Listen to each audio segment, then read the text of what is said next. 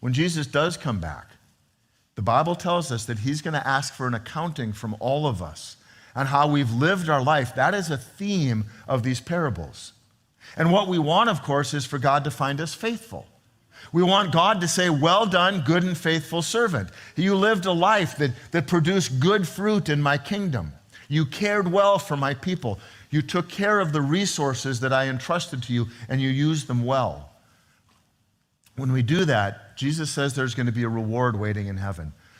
I think that's an interesting thing to try to think about, because we try to think about the reward in heaven in terms of the stuff that we know on earth.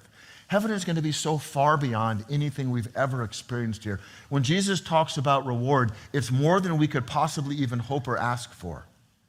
Verse 44, I tell you the truth, the master will put that servant in charge of all he owns.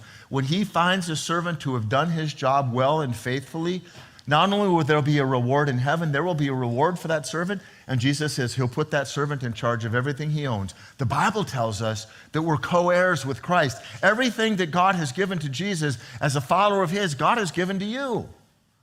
Heaven becomes our home and our reward.